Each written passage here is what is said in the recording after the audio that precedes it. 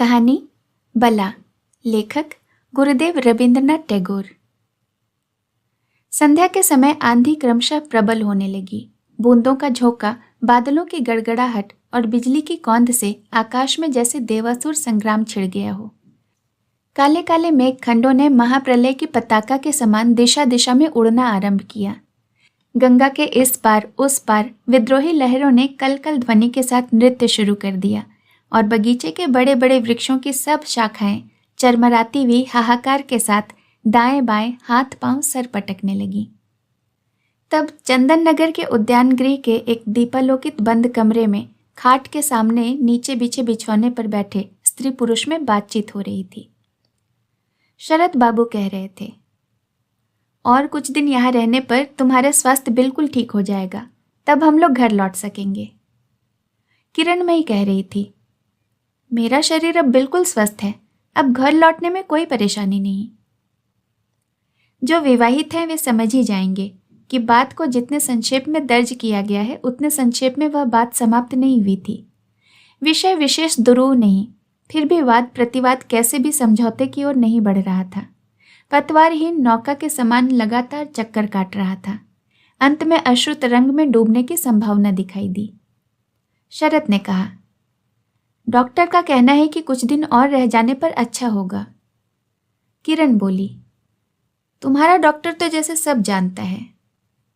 शरद ने कहा, तुम तो जानती हो इस समय वहां अनेक प्रकार के रोगों का हमला होता है, इसलिए 2-1 महीने बिताकर जाना ही अच्छा है। किरण बोली, क्या यहाँ इस समय कहीं किसी को कोई रोग नहीं होता? पूर्व इतिहास यह है कि किरण को उसके घर और मोहल्ले वाले सभी चाहते हैं, यहाँ तक कि सास भी। उस किरण को जब यह जानलेवा रोग हुआ तब सभी चिंतित हो उठे और डॉक्टर ने जब जलवायु परिवर्तन का प्रस्ताव दिया तब उसके पति और सास ने घर और कामकाज छोड़कर प्रवास जाने में कोई आपत्ति नहीं की। यद्यपि गांव के समझदार बुजुर्गों ने जलवायु परिवर्तन से आरोग्यता की आशा करनी और पत्नी के लिए इतना हो हल्ला एक तरह से स्त्रैणता का एक निर्लज्ज आधिक्य समझा और प्रश्न किया कि इसके पहले क्या किसी भी स्त्री को जटिल रोग नहीं हुआ? शरद ने जहां जाने का निश्चय किया है वहां क्या मनुष्य अमर हैं? ऐसा कोई देश है जहां भाग्यलिपि सफल नहीं होती? हालांकि शरद और उनकी मां ने इन सब बातों पर कान नहीं दिया। उस समय गांव की सारी संवेद विज्ञता की अपेक्षा उनकी हृदय लक्ष्मी किरण की जान बचाना उनके लिए अधिक महत्वपूर्ण प्रतीत हुआ। प्रिय व्यक्ति की विपदा में मनुष्य का ऐसा मोह दिखाई पड़ता है। शरदचंद्र नगर के उद्यान गृह में आकर रह रहे हैं और किरण भी रोगमुक्त हो गई है। वैसे शरीर अभी पूरी तरह सबल नहीं हुआ है। उसके चेहरे और आंखों में एक करुण कृष्णता अंकित है, जिसे देखकर हृदय में कपकपी के साथ साथ मन में आता है कि ओह, बड़ी जान बची। पर किरण का स्वभाव संगीत प्रिय और आमोद प्रिय है। यहाँ उसे अकेले रहना अच्छा नहीं लग रहा है। उसके घर में काम नहीं, मोहल्ले में साथी नहीं, केवल सारे दिन अपने बीमार शरीर को लेकर हिलने डुलने की उसकी इच्छा नहीं होती। घंटे घंटे में खुराक नाप कर पियो, सेंको, पथ्य पालन करो, इससे उसे चिढ़ सी हो गई है। आज आंधी भरी संध्या में बंद कमरे में पति पत्नी को इसी बात को लेकर बहस छिड़ी हुई थी।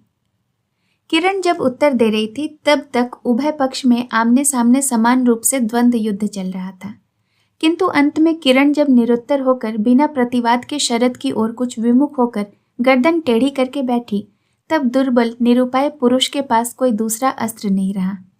वह पराजय स्वीकार करने की तैयारी कर ही रहा था कि ऐसे समय में बाहर से पालकी वाहन ने ऊंचे स्वर में कुछ निवेदन किया। शरद ने उठकर द्वार खोलकर सुना। नदी में डूबती हुई नौका से एक ब्राह्मण बालक तैरकर उनके बगीचे में आ गया है। सुनते ही किरण का मान अभिमान दूर हो गया। उसी समय अलगनी से सूखे कपड़े उतार लाई और जल्दी से एक कटोरी दूध गर्म करके ब्राह्मण बालक को अंतःपुर में बुलवा भेजा। बालक के केश लंबे थे, बड़ी बड़ी आंखें थीं, मूंछ की रेखा अभी फूटी नहीं थी। किरण ने अपने सामने उसे बिठाकर भोजन करवाकर उसका परिचय पूछा। यह भी सुना कि वह यात्रा दल का छोकरा है, नाम है नीलकांत। उनके निकटवर्ती सिंह बाबू के घर यात्रा के लिए बुलाया गया है। इस बीच नौका डूबने से उसके दल के लोगों की क्या गति हुई कौन जाने। चूंकि वह अच्छी तरह तैरना जानता था, इसीलिए किसी प्रकार अपने प्राणों की रक्षा करके यहाँ आ गया। लड़का यहीं रह गया और थोड़ी देर हो जाती तो वह मर ही जाता। यह सोचकर उसके प्रति किरण के मन में बड़ी दया उमड़ आई। शरत ने सोचा, अच्छा ही हुआ, किरण को एक नया काम मिला, अब कुछ दिन ऐसे ही कट जाएंगे। ब्राह्मण बालक के कल्याण से पुण्य संचय की प्रत्याशा में सास भी प्रसन्न हुई। अधिकारी महाशय और यमराज के हाथ से सहसा इस धनी परिवार में पड़ जाने पर नीलकांत ने विशेष आराम का अनुभव किया, किंतु शीघ्र ही शरद और उनकी मां के विचारों में परिवर्तन होने लगा। उन्होंने सोचा कि अब और जरूरत नहीं, इस लड़के को विदा कर पाने से ही हमारी बला टलेगी। नीलकांत ने छिप छिप कर शरद के हुक्के में गुड़गुड़ शब्द से तंबाकू का कश खींचना आरंभ कर दिया था। वर्षा के दिनों में बड़ी प्रसन्नता से शौकिया रेशमी छतरी को तानकर नए मित्र बनाने की चेष्टा में पड़ोस में घूमने लगा। पता नहीं कहाँ से गांव के एक गंदे से कुत्ते को लाड़ से ऐसा उद्दंड बना दिया जो बिना बुलाए शरद के सुसज्जित कमरे में प्रवेश कर उनकी साफ धुली जाजिम पर पद पल्लवचित धूली को छोड़कर अपने शुभागम की सूचना स्थायी रूप से मुद्रित कर जाने लगा। देखते ही देखते नीलकांत के चारों ओर एक लंबा चौड़ा भक्त शिशु संप्रदाय तैयार हो उठा और उस वर्ष गांव के आम के बगीचे में कच्चे आमों को पकने का अवसर ही नहीं मिला। किरण इस लड़के को बहुत अधिक दुलार देती, इसमें कोई संदेह नहीं। शरद और शरद की माँ इस बारे में उन्हें बहुत मना करती, किंतु वे इस पर ध्यान ही नहीं देती थी। शरद के पुराने कुर्ते मोजे, नई धोती चादर और जूते पहनाकर उन्हें बिल्कुल बाबू जैसा सजा कर रखा था। बीच बीच में जब तब उसे बुलाकर उनका स्नेह और विनोद दोनों चरितार्थ होते थे। किरण साहस से मुख से परबट्टा बगल में रखकर खाट पर बैठती। दासी उनके गीले भीगे खुले बालों को अंगुली से हटाते हुए घिस घिस कर सुखाती और नीलकांत नीचे खड़ा होकर हाथ हिला हिलाकर नल दमयंती के पाठ का अभिनय करता। इस प्रकार लंबी दोपहरी बड़ी तेजी से कट जाती। किरण शरद को अपने साथ एकासन पर बिठाकर दर्शक श्रेणी भक्त करने की चेष्टा करती, पर शरद बुरी तरह चिढ़ जाता और शरद के सामने नीलकांत की प्रतिभा भी पूर्णतः उत्साह नहीं पाती थी। कभी कभार सास भी देवी देवता के नाम सुनने की आशा से आकृष्ट होकर आती, किंतु अविलंब ही उनकी चिरभ्यस्त मध्यकालीन निद्रावेश भक्ति को अभिभूत कर उन्हें शय्याशायी कर देता। नीलकांत के भाग्य में शरद के पास से कान खिंचाई, चाटे, थप्पड़ अक्सर जुटते रहते थे, किंतु इनके मुकाबले कठिनतर शासन प्रणाली में बचपन से ही अभ्यस्त होने के कारण उसके लिए ये सब अपमान या कष्टकारक नहीं होते थे। नीलकांत की दृढ़ धारणा थी कि पृथ्वी के जल स्थल विभाग के समान मान जन्म भी आहार और प्रहार में विभक्त हैं, बल्कि प्रहार का अंश ही अधिक है। नीलकांत की उम्र का ठीक ठीक अनुमान कर पाना कठिन है। यदि 14-15 हो तो आयु की अपेक्षा मुख अधिक परिपक्व है। यह कह देना होगा कि अगर 17-18 है तो आयु के अनुरूप परिपक्वता नहीं आई है। या तो वह अकाल पक्व है, नहीं तो अकाल अपक्व। असली बात यह है कि वह बहुत छोटी उम्र में ही यात्रा दल में प्रवेश करके राधिका, दमयंती, सीता और विद्या की सखी बनता रहा। विधाता की इच्छा से कुछ दूर तक बढ़कर उसकी वाढ़ रुक गई। उसे सब छोटा ही देखते, स्वयं को वह भी छोटा ही मानता। आयु के उपयुक्त सम्मान वह कहीं नहीं पाता। इन सब स्वाभाविक और अस्वाभाविक कारणों के प्रभाव से 17 वर्ष की आयु में वह अनति पक्व 17 की अपेक्षा अति परिपक्व 14 के समान दिखता था। मूंछ की रेखा न फूटने से यह भ्रम और भी पक्का हो गया था। तंबाकू का धुआं लगाकर हो या उम्र अनुचित भाषा प्रयोग वशी हो, नीलकांत के होठों के पास कुछ अधिक परिपक्वता दिखती, लेकिन उसकी बड़ी बड़ी तारा विशिष्ट दोनों आंखों में एक प्रकार का सारल्य और तारुण्य था। मुझे लगता है कि नीलकांत अंदर से स्वभावतः कच्चा था, किंतु यात्रा दल के ताप से ऊपरी भाग में परिपक्वता के लक्षण दिखने लगे थे। शरद बाबू के आश्रम में चंदन नगर के बगीचे में रहते रहते नीलकांत पर स्वभाव का नियम अव्याहत भाव से अपना प्रभाव जमाने लगा। वह इतने दिनों तक एक वया संधि स्थल पर अस्वाभाविक रूप से लंबे समय तक रुका हुआ था। यहाँ आने पर जाने कब एक समय उसने चुपचाप उसे पार कर लिया। उसके 17-18 वर्ष का वयक्रम अच्छी तरह संपूर्ण रूप से परिणत हो उठा। उसका यह बदलाव बाहर से किसी की आंखों में नहीं दिख पड़ा, पर उसका पहला लक्षण यह है कि जब किरण नीलकांत के प्रति बालोचित व्यवहार करती तो वह मन ही मन लज्जित और दुखी होता। एक दिन आमोद प्रिय किरण ने उसे स्त्री वेश में सजने की बात कही। वह उसे अकस्मात बड़ी त्रासदायक जान पड़ी। उसका वह उपयुक्त कारण भी नहीं खोज सका। आजकल उसे यात्रा दल का अनुकरण करने के लिए बुलाए जाने पर वह गायब हो जाता। वो एक अभागे यात्रा दल के छोकरों की अपेक्षा अधिक कुछ नहीं। यह बात कैसे भी उसका मन स्वीकार नहीं करता। यहाँ तक कि उसने घर के कारिंदे के पास से थोड़ा बहुत लिखने पढ़ने का संकल्प किया, पर बहू रानी का स्नेह भाजन होने के कारण कारिंदे को नीलकांत फूटी आंख नहीं सुहाता और मन की एकाग्रता की रक्षा करते पढ़ाई लिखाई का भी वह अभ्यास न रहने से सभी अक्षर उसकी आंखों के सामने से तिरते चले जाते। गंगा के किनारे चंपा वृक्ष के तले पेड़ के तने से टिककर गोद में किताब खोलकर वह काफी देर तक यूं ही बैठा रहता। जल छल छल कर बहता रहता, नावें तैरती रहती, शाखा पर चंचल और अनमने पक्षी किचमिच शब्द से स्वागत उक्ति प्रकट करते रहते। नीलकांत किताब के पन्ने पर आंखें गड़ाए क्या सोचता रहता, या वही जाने, या फिर क्या पता वह भी न जाने। एक बात से कैसे भी दूसरी बात तक नहीं पहुंच पाता, फिर भी किताब पढ़ रहा हूं सोचकर उसमें बड़े आत्मगौरव का भाव जागता। सामने से जब एक नाव चली जाती तब वह और भी अधिक आडंबर के साथ किताब उठाकर पढ़ने का ढोंग करता। दर्शक के चले जाने पर मन ही मन भुनभुनाता, पढ़ने के उत्साह की और रक्षा न कर पाता। पहले वह किसी गाने को मशीन की तरह गाता रहता। अब उन गानों के सुर उसके मन में एक अपूर्व चांचल्य का संचार करते। गाने के शब्द अति सामान्य, नगण्य अनुप्रास से पूर्ण, उसका अर्थ भी नीलकांत के लिए पूरी तरह बोधगम्य नहीं, किंतु जब वह गाता तब वह जैसे सहसा लोकांतर जन्मांतर में उपीत होता। तब चारों ओर का परिचित जगत उसके तुच्छ जीवन गान में अनुदित होकर एक नया रूप धारण करता। ओ राजहंस, जन्म ले द्विजवंश में, ऐसा नृशंस क्यों हुआ रे? बोल किस लिए इस अरण्य में राजकन्या का प्राण संशय किया रे? राजहंस और राजकन्या की बात से उसके मन में एक अरूप चित्र का आभास जग उठता। वो अपने को क्या सोचता स्पष्ट रूप से नहीं कहा जा सकता, किंतु यात्रा दल के मातृ पितृविहीन छोकरे को भूल जाता। नितांत दरिद्र घर का अभागा मलिन शिशु जब संध्या शैया पर सोकर राजपुत्र, राजकन्या और 7 राजाओं के धन माणिक्य की बात सुनता, तब क्षीण दीपालोकित जीर्ण गृह के कोने के अंधकार में उसका मन समस्त दारिद्र्य और हीनता के बंधन से मुक्त हो एक सर्वसंभव रूप कथा के राज्य में एक नूतन रूप, उज्ज्वल वेश और अप्रतिहत क्षमता धारण करता। उसी प्रकार गान के सुर में यात्रा दल का यह लड़का अपने साथ अपने जगत का एक नवीन आकार में सृजन करता।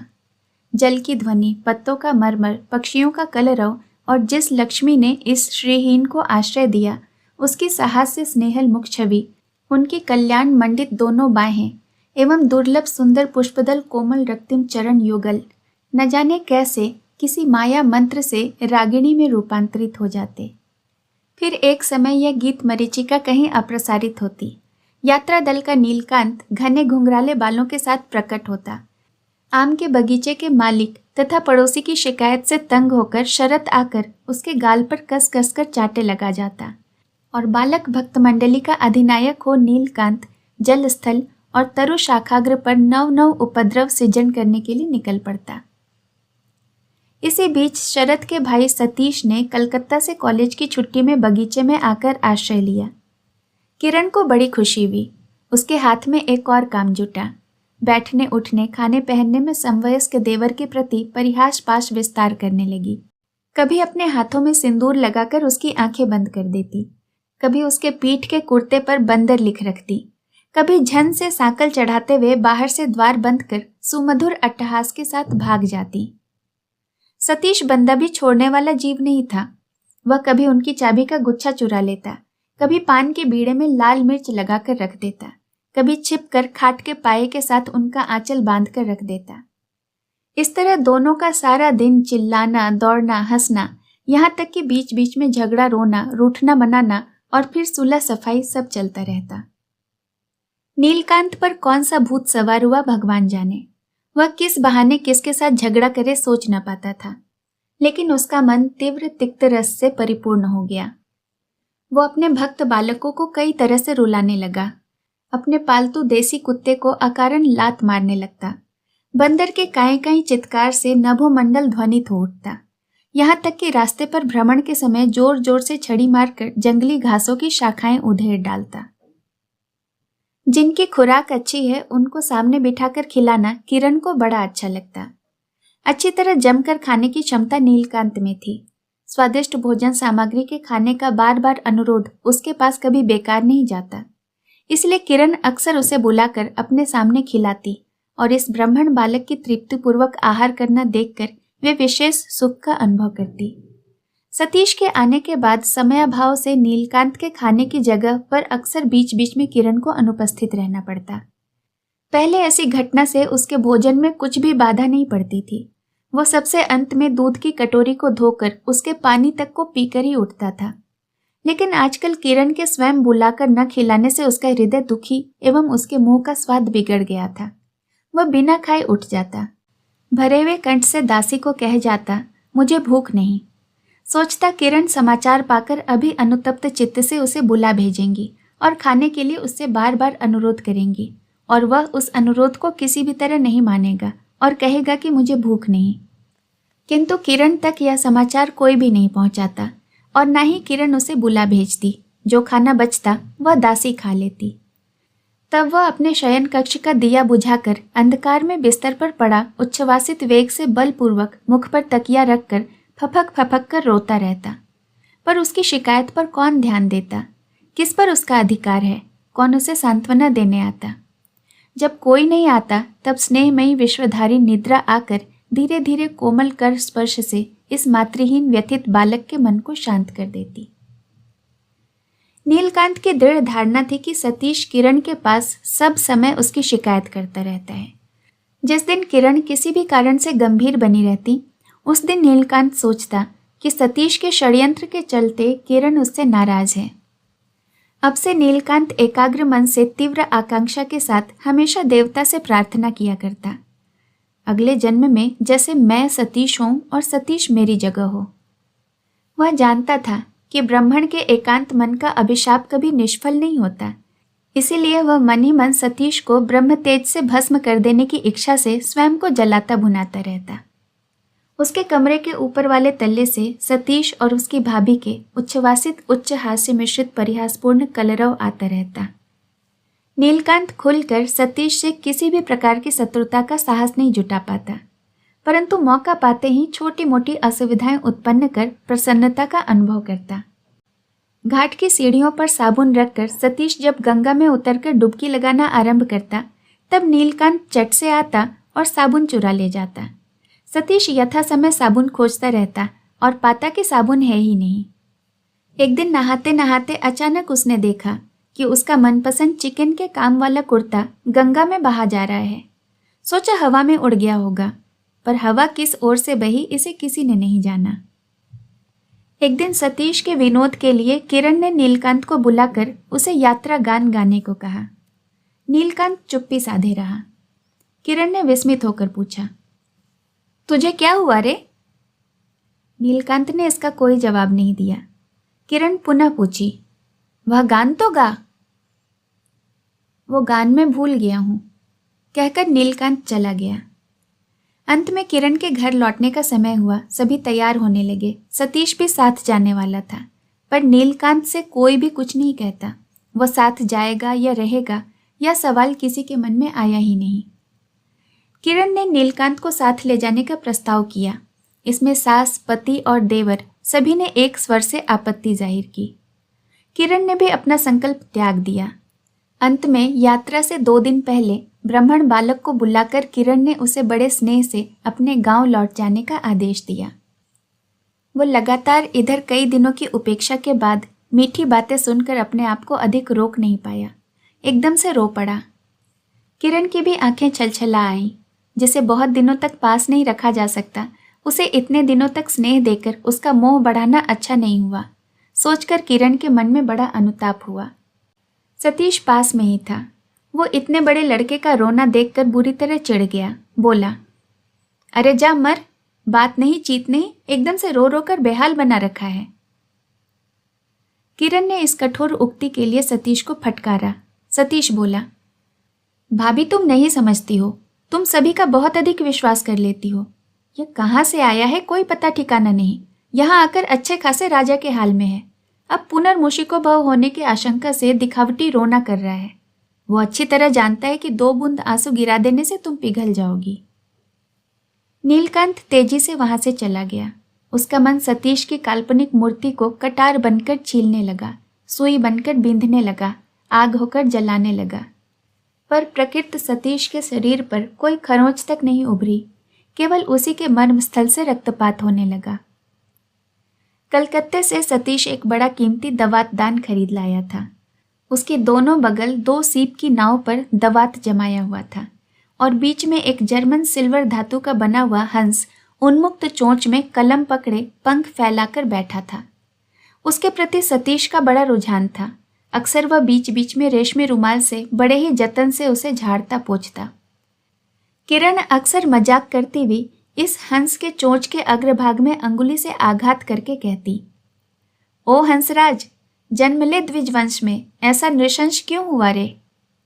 और इसी को उपलक्ष्य बनाकर देवर के साथ हंसी मजाक का वाक युद्ध चलता। यात्रा के पहले दिन सवेरे सवेरे वह चीज खोज खोज कर भी नहीं मिली। किरण ने हंसकर कहा, देवर जी, तुम्हारा राजहंस तुम्हारी दमयंती की खोज में निकल पड़ा है। लेकिन सतीश क्रोध से आग बबूला हो उठा। नीलकांत ने ही वह चुराया है, इस बारे में उसे जरा भी संदेह न था। पिछली शाम को उसे सतीश के कमरे के पास घूमते फिरते भी देखा गया है, ऐसा भी प्रमाण मिला। सतीश के सामने अपराधी लाया गया। वहां किरण भी उपस्थित थी। सतीश एक बारगी उससे कह उठा, तूने मेरी दवात चोरी करके कहाँ रखी है, ला दे।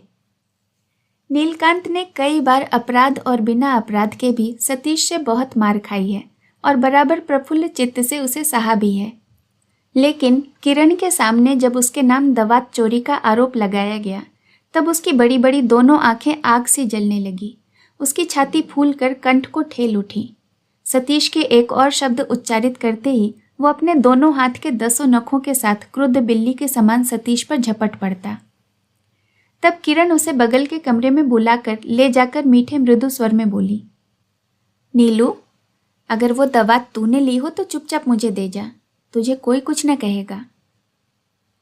नीलकांत की आंखें टप टप बरस पड़ी। अंत में वह मुंह ढककर रोने लगा। किरण ने बाहर आकर कहा, नीलकांत ने कभी कुछ नहीं चुराया है। शरद और सतीश दोनों कहने लगे, अवश्य ही नीलकांत को छोड़कर किसी और ने उसे नहीं चुराया है। किरण ने बलपूर्वक कहा, कभी नहीं। शरद ने नीलकांत को बुलाकर सवाल करना चाहा, पर किरण बोली, नहीं, इस चोरी के बारे में उससे कुछ नहीं पूछना। सतीश बोला, उसका कमरा और बक्सा खोज कर देखना चाहिए। किरण बोली, यदि ऐसा किया तो तुम्हारे साथ मेरी हमेशा हमेशा के लिए कुट्टी हो जाएगी। तुम निर्दोषी के प्रति किसी भी प्रकार का संदेह नहीं प्रकट कर सकते। कहते कहते उनकी पलकें 2 बूंद आंसू से गीली हो उठीं। उसके बाद उन दोनों करुण नेत्रों की दुहाई मानकर नीलकांत के प्रति और किसी प्रकार का हस्तक्षेप नहीं किया गया। निरीह आश्रित बालक के प्रति इस प्रकार के अत्याचार से किरण के मन में बड़ी करुणा का संचार हुआ। उन्होंने अच्छी 2 जोड़ी फराश डांगा की धोती चादर, 2 कुर्ते, 1 जोड़ा नया जूता और एक 10 रुपये का नोट लेकर शाम को नीलकांत के कमरे में प्रवेश किया। उनकी इच्छा थी नीलकांत को बिना बताए उन स्नेह उपकारों को चुपके से उसके बक्स में रखाएंगी। टीन का बक्सा भी उन्हीं का दिया हुआ था। आंचल से चाबी का गुच्छा लेकर चुपचाप बक्से को खोला, पर अपने उपहारों को उसमें अटा नहीं पाई। बक्से में लड्डू, खपच्ची, कच्चा आम छीलने की एक धारदार सीप, टूटे ग्लास का तला वगैरह कई तरह के पदार्थ स्तूपाकार रक्षित थे। किरण ने सोचा कि बक्से को ठीक से संभाल कर उसमें सब चीजें अटाकर रखाए। इसके बाद उसमें से कई मैले और धुले कपड़े निकले। फिर इन सब के बाद नीचे अचानक सतीश का बहुत जतन वाला राजहंस शोभित दवात दान भी निकल आया। किरण का चेहरा हैरान से लाल हो गया। वह बहुत देर तक उसे हाथ में लिए सोचती रही। इस बीच पता नहीं कब नीलकांत ने पीछे से कमरे में प्रवेश किया। वह जान न सकी। नीलकांत ने सब कुछ देखा। सोचा किरण खुद चोर की तरह उसकी चोरी पकड़ने आई है, तो अब तो उसकी चोरी पकड़ी ही गई। उसने किसी सामान्य चोर की तरह लोभ में पड़कर चोरी नहीं की।